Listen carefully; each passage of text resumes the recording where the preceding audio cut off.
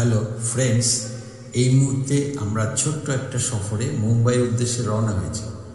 তো আজ 12 ঘন্টার বন্ধ চলছে। তো হাওড়া পৌঁছানো নিয়ে একটু টেনশন হচ্ছিল। তো যেহেতু আমাদের ট্রেনটা সন্ধ্যাবেলা ডিপার্চার টাইম, সেই জন্য গাড়িতে আসতে খুব একটা অসুবিধা হয়নি। হাওড়াতে কোনো জায়গায় জ্যাম ট্যাম সেরকম হয়নি।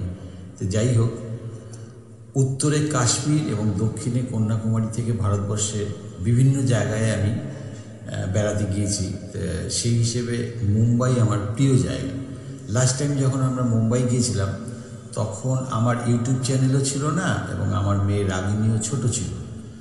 তো যাই হোক, এই মুহূর্তে ইউটিউবে আমার 382টা গান এবং আরও কিছু রিপিট গান সাকসেসফুলি চলছে।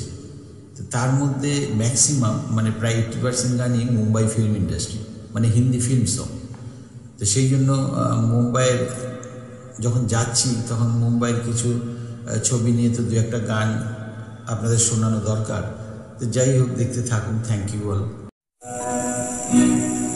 मुसाफिर हो यारो, ना घर है ना ठिकाना, हे हे हे।